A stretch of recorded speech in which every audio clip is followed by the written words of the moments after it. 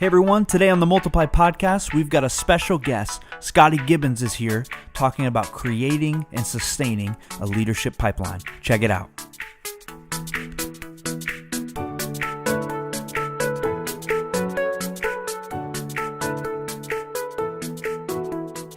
Hello, everyone. Welcome to the Multiply Podcast. This is David. We're so glad that you are listening in today, and I am really pumped about our guest for this episode and the next episode also. We have with us Scotty Gibbons, who is a good friend of mine, but Scotty has given over 20 years of ministry to serving in the local church, and he and I connected while he was serving as the National Youth Strategist for the Assemblies of God. He's come into events that I've had the privilege of running and as a speaker, and just a tremendously gifted communicator, writer, has a beautiful family, and just one of the sharpest, most intuitive leaders I've honestly ever been around. And so, Scotty, thank you so much for joining us today on the Multiply Podcast. Thanks, David. Really excited to be with you guys. Love talking leadership, especially with buddies. Well, let me ask you this. In your journey, in all the different contexts in which you've served and all the different ministry you've done, why does leadership matter so much to you personally? What have you seen, observed, experienced that's convinced you that leadership is worth investing so much of your time and energy into? Because I know you pour your life into other leaders. David, I would say probably when I think back just to maybe a growing awareness of the significance of leadership, and seeing how I was growing as a leader and learning to be more intentional as a leader, probably would hinge on 1 Corinthians 11:1. That was a verse that really spoke to my heart. God used it to open my eyes to say, there needs to be, there is a responsibility as a Christ follower to say to others who may be watching or following, follow me as I follow Christ, which is leadership. It's influence. You could also call it discipleship. Certainly we're called to go and make disciples. But I also started thinking about the fact that, God calls us to pray, calls us to read his word, to study his word, to live out his word. And there are a lot of people who, would be in love with Jesus, but for whatever reason, they have not developed their leadership gift, or they would maybe not prioritize leadership. And just through observation, looking at that, I thought, man, it can sound super spiritual for us to focus on prayer, but I think that there's this very, very spiritual and practical side of, I need to not only be a follower of Jesus, passionately in love with him, but I need to be thinking in terms of who am I bringing with me? How am I influencing them? And so I feel like it's a real duty and responsibility for me to recognize I have influence, whether I sign up for it or not. It could be good, bad, or otherwise. But how can I use that, leverage that for kingdom's purposes, and for me to really be the leader that God's called me to be? So when I look at great ministries that are thriving, certainly God is sovereign. He gets all of the credit. But it sure seems that the majority of the time he's working through people who are using their influence to carry out their call. Yeah, that's awesome. And you sound really good, especially with that southern accent, Scotty. We appreciate that. Thanks. I try and keep it under control unless I'm talking to my mom or dad. It can get really twangy. Hey, let that thing fly, man. We love that. Today we're talking about specifically creating a leadership pipeline, and we'd love for you, it'd be helpful to start off by really defining, in your mind, what is a leadership pipeline? How would you even define that? Well, I think that it's become kind of popular to talk about pipelines. It seems like you hear a lot about it at different conferences or podcasts or books talking about them. And guys approach it different ways. For me, it's just as simple as it's your process by which you're discovering and developing and deploying leaders. So that's phraseology or process that's been used in other contexts. But for me, that's really what a leadership pipeline is. It's just the ability to look out and recognize potential, to call that potential out, to help that person, that individual, not only to discover it and see it in themselves, but to develop it and do something with it, to actually carry that out, execute, implement that in ministry in some context. And so a leadership pipeline is just simply a leader or a church, a team's attempt to say, look, we don't want this to happen accidentally, or look up one day and think, oh, it didn't happen like we wanted to. Let's intentionally just pay attention to how we are discovering people in our church with leadership gifts or abilities, how we're helping them to discover their own, how we're helping them to develop those gifts, and then finding a context to apply those things. So that's how I would define, at least in my approach or the way I would utilize a leadership pipeline. So discovering, developing, and deploying leaders. Why is it so important to have a pipeline? What have you noticed as far as what's at risk when the work isn't done to develop a leadership Mm. pipeline? Well, I think first off, at least what really compels me, David, would just be, again, kind of back to that responsibility piece. Like I just, as a spiritual leader, I'm called to, according to Ephesians 4, equip the saints. So that's not something that's kind of a luxury or an add-on, some type of accessory, but it's a spiritual responsibility. It's part of my calling as a spiritual leader, equipping the saints. So how am I going to do that? What's the process that I'm going to use to make sure that I'm empowering them and helping them to be who God's created them to be and carry out His work?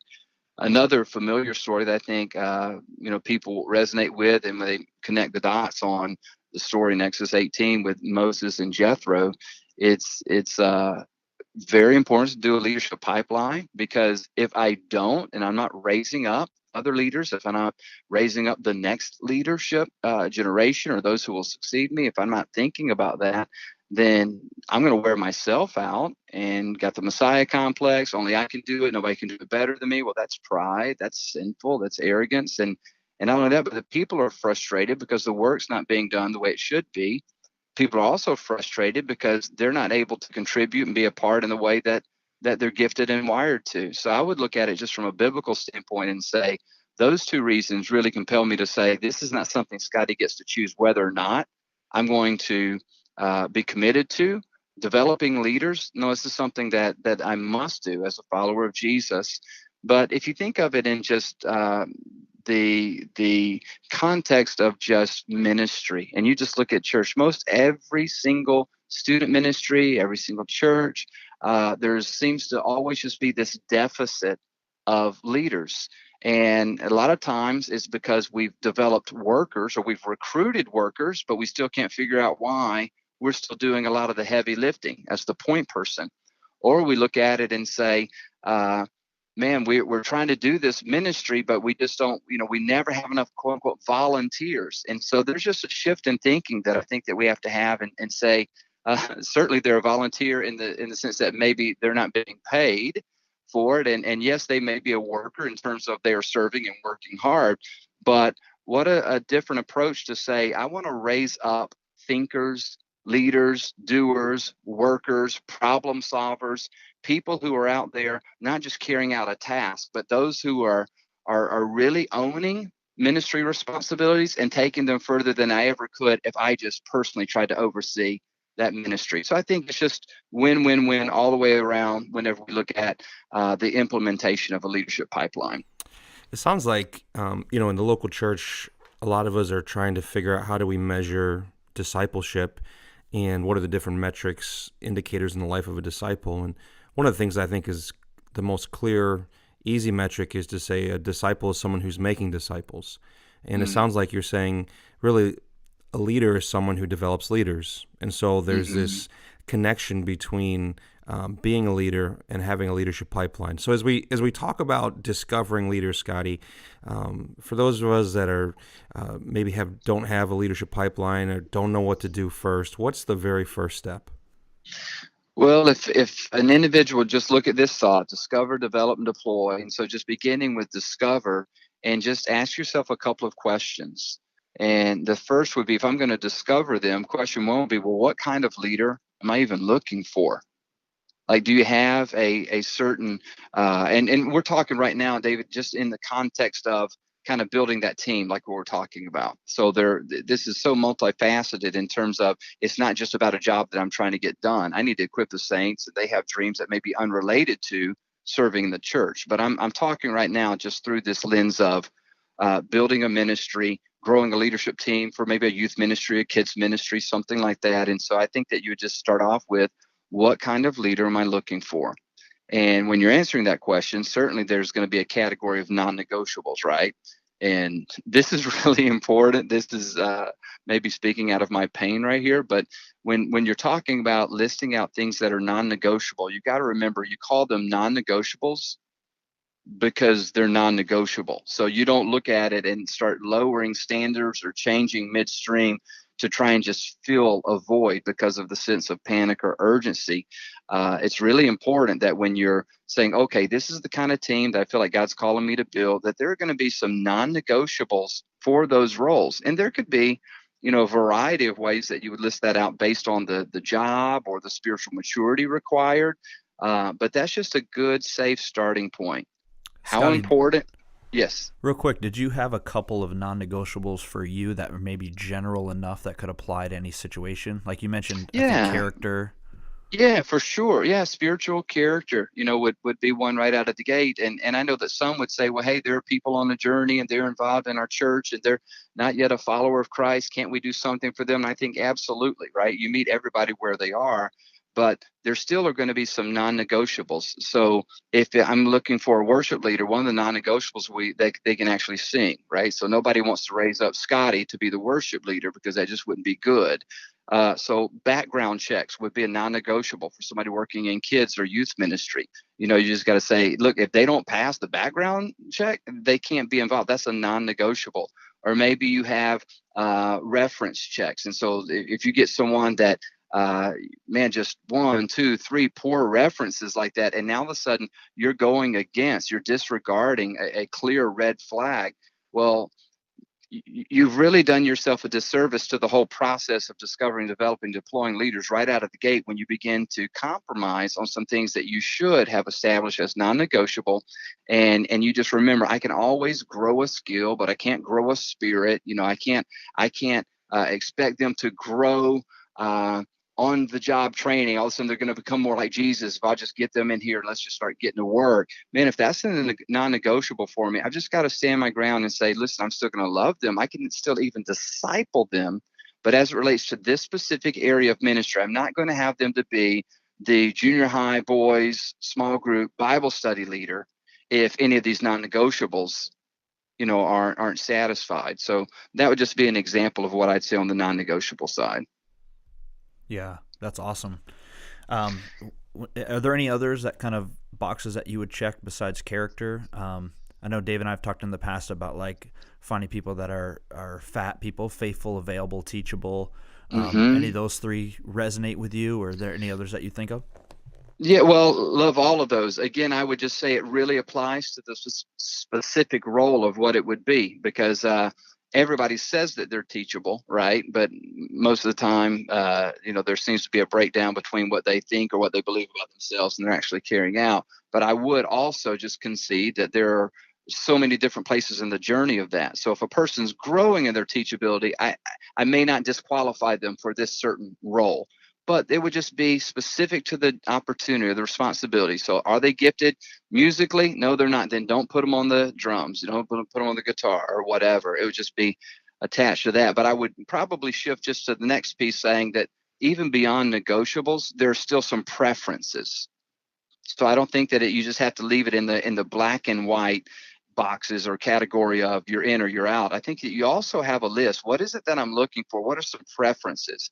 So a preference may be, if I'm trying to build a youth ministry team and I have a real need for someone who could be upfront and on the platform and helping with announcements, I'm that and go, man, I really prefer that they have some experience there. I really prefer that they're comfortable getting up in front of students, where I wouldn't totally make it a non-negotiable. Oh no, they can't even be a part of the team or they can't grow into this role. But I would say, you know what, preferably if this person is going to run sound, they've had some experience. But if not, and they're willing to, and their non-negotiables are all met and they're teachable, I can teach that skill. So I'm not going to disqualify them for that just because, they don't come in ready to rock and roll on it. So just kind of keep in mind that you never want to turn away a leader if they possess the non-negotiables. There's a place for everyone, but just keep in mind it's easier to hire than to fire, right? It's easier to go forwards than backwards. So just be slow and intentional and pay attention to, is this a good fit? Am I setting them up to win? And you'll learn through that process how to discern by watching and listening, by looking at their gift set, and by asking the right questions to learn a little bit more about what their comfort level would be or what their experience would be. But I would just wrap up this piece just by saying, you got to know what you're looking for. If you want to develop a leadership pipeline, are you just saying, I just want to cram everybody in it? Or are you saying, hey, there are different entry points, and depending on the role, some can jump in sooner than later. But as it relates to this specific ministry or this specific role, I have my list of non-negotiables and then some preferences on what it is that I'm looking for. Man, that's so good, Scotty. I love that. Those two separate filters. The initial one of here's the non-negotiables, nobody gets past this. And then here's the preferences, which help provide clarity as to how do we mobilize those people and in what context do we mobilize them to serve based on, the whole language of getting people in the right seat on the bus so that they can serve best. Working in a local church and working with other local church pastors and ministry leaders, they're always struggling with where do I find these people? How do I approach them? What does good recruitment look like? And I don't know if recruitment is the right language for what you're talking about with leadership pipeline, but could you speak to that a little bit? Yeah, I think the thought of where can you find them, they're everywhere, right? And so it's up to me as a leader just to learn what it is that we're needing to build as a team, what kind of character traits, or I should even say just leadership traits or gift sets or passions or talents that we're looking for. But, you're probably noticing a lot of churches that are really thriving right now and that are growing. If you look closely, many of them are going more and more and more to trying to hire totally within the organization as opposed to outside of. And I'm not saying that that's the right way and that outside would be the wrong way. I'm just saying that they're finding a real I would say there's this almost a jump start because culture is already understood. Chemistry is already there. You're able to at least evaluate off of real-time, hands-on experience, the vetting process of what their competency would be. So there are just so many advantages. But in the past, we always thought we just have to hire the hired hand outside gun, the professional, the guy whose resume looks really, really great. And that's not bad to hire from outside. But I guess the point that I would make is that in most churches, we have plenty of people around us who need somebody to see something in them, to call it out of them, to challenge them, to give them a place for the dream God's placed in their heart to carry out, for those the dream of the individual and the dream of the church to come together and be realized and not be so isolated or think that we just preach on Sundays and then they're done. So I would say in terms of where to look, man, they're all around us. But I do think that it's important to be intentional about providing some certain maybe just atmospheres of discovery, or knowing that there are some certain places or time on the calendar where it's more natural to have those conversations and interactions. I know Highlands Church of the Highlands down in Alabama has become a model to a lot of different churches. So Growth Track is really, really popular right now. And so people are trying to move churches are trying to move people from just being in a seat to getting involved in a team. And so Growth Track will be a place where they can discover some of those things. So obviously, if your church can implement something like that, just a place where people can come and hear about the heart of the church, the vision of the church, and ways to even get involved and to serve also as a part of some meeting like that or a next steps class or something like that. They're also even discovering through personality tests or gifts assessment what I'm even passionate about and good at doing. So Growth Track would be an example. Just Sundays and Wednesdays in the lobby. Like, what's your lobby plan? You've got to be interacting with people and just learning to ask questions to get to know their heart, get to know what they're passionate about. Special events is a natural onboard for that. Getting somebody discovered, and you're helping them to discover just when they're serving at Easter, when they're serving at Christmas, or when they're serving at some big outreach. That's a real just easy on-ramp for just a one-time opportunity, but then it opens the conversation for an ongoing relationship with serving. So those would be a few things I would just say to challenge people to think about. There are all kinds of places that you can find them. Just be intentional, be specific in your list on here's where I'm looking, here's where I'm watching, here's when an event is coming up. So I'm not looking just to staff that event, but to really retain and net some leaders after it's over. That's great. Scotty, I know we've been talking a little bit in general of discovering leaders for our pipeline. I'm wondering about transition or high-level leaders. I know as a youth pastor, one of the things I always look for is who could be my number two? Who's that person Yeah. that I'm gonna look to? And even when I started a position, I remember always thinking, when I leave, who am I going to hand this to? Because I want to It's start good. now. Yeah.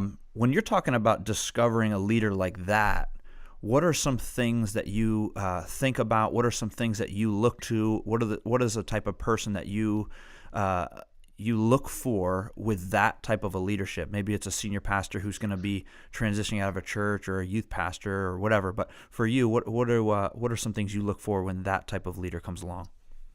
Well, just a lot of the maybe standard qualities or characteristics just of leadership. So we kind of touched on, but just the spiritual maturity, spiritual character component would be a big one. But certainly, if we're talking about a senior pastor role, or even a youth pastor, or a kids pastor, you need somebody who's going to be able to be a builder. So they're a team builder. They're able to attract a team, to grow a team, to develop a team. You'd want someone who's not just great at finding problems. Sometimes you got problem causers, right? You got problem finders, you got problem dodgers, but then you got problem solvers. And so I would want somebody at that level of leadership just to possess that kind of a mind, that kind of an understanding, is they're able to see a complex situation and process through best steps of getting out of that and bringing solutions. So those would be some things I'd be looking for the high level leader, just some things that would really be able to be a leader of leaders, tens and even hundreds.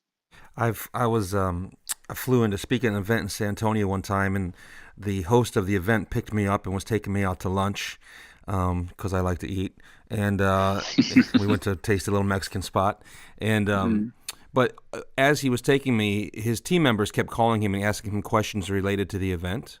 And the question that he asked every single one of them was so formative for me in thinking about how to develop leaders. Because after hearing the situation, he almost always would ask the question, "Can you figure this out?" And it was never like a sort of critical, cynical, sarcastic, "Can Right. you figure this out?" It was like a sincere, like, "Do you think you got this?" And sort of communicating to them through a question like, "I trust you to run with this." So And good. give you not just the task, but the responsibility to accomplish the task. And so when I think of a leader at the sort of level of leadership that I think Jared's asking about and that you're talking about, I think of leaders who, like you said, can not just identify problems, but diagnose them Yeah. and then have some solutions. We're going to wrap Good. up this first part about discovering, and then the next episode, we're going to get into the other two about developing and deploying. Any final thoughts you want to share with our listeners about this first idea of discovering leaders in this pipeline conversation? Yeah, I guess just to wrap up, David, I would just say that when you're building that pipeline, you're the chief recruiter. You're the one who's going to own the responsibility of building a ministry, building a team, but to recognize too that some of your greatest gains will be when you're raising up recruiters. So if you're the only one doing the recruiting or trying to discover, then you're really going to be limited. So everybody that you're bringing them on, kind of even what you're alluding to with the kind of leaders that we'd raise up around us, we want them to be leaders of leaders. And so we want them to be thinking in terms of not only like as the senior pastor, who's maybe my number two or who's next in line. We want every single leader in our organization thinking that way right out of the gate. No success without a successor. Who are the two or three names that, if I got promoted or transitioned out for whatever reason, I have two or three strong potential names here of people who could jump in and do this role. And that just keeps our entire team eyes open, ears open, paying attention. We're always looking to discover the next great leaders. Man, that is I love that line, no success without a successor. I think that's, obviously it's very memorable, but there's so much truth there, and it's so important to keep in front of us, especially when we do feel like we're successful. It's easy to just forget the idea of having a successor or planning for some sort of a transition. We like to close each of our episodes with a little portion called David's Eats. And when it's just me and Jared, I talk about something that I've eaten recently that I loved. It's sort of it's more of like a confessional booth environment where I'm confessing of gluttony every episode. But when we have a guest, we love to hear from you. I know you're at a youth camp right now, which is the opposite end of the spectrum. But if you can block the last thing you ate out of your mind at the youth camp, and just share with us something great you ate recently, and what it was and what you loved about it. Man, I would have to say it was when I was in Oklahoma City recently, and one of my friends took me to Mediterranean cuisine. We ate some chicken and some beef. Shawarma? Say it, Dave. What's it? Shawarma. Huh? Yeah, chicken and beef shawarma. Yeah, because when I told him, I said, hey, just keep it simple. I'm not too adventurous. What should we get? He goes, oh, man, I'm going to keep it plain. We're going with shawarma. And I was like, dude, I can't even spell that. Why are we going to go and eat it? But it was delicious, so I've had to go back and get some more. Did they shave it right off like a big spit? Is that what the deal was? What's that? Was it like a big chunk of meat that they were sort of shaving off of a rotating spit? Oh, yes, it was. Oh. Yes, and my mouth was watering just looking at it there. And I was like, oh, man, I got to have a little bit of all of that. Oh, baby. David just ran out of the office immediately. I think he went down to the local gyro spot to pick something up. Well, hey, thanks so much. This is the Multiply Podcast. This has been part 1 with Scotty Gibbons talking about creating a leadership pipeline. We'd love for you to stick around and listen to the next podcast. We'll be talking about the second 2 parts, develop and deploy.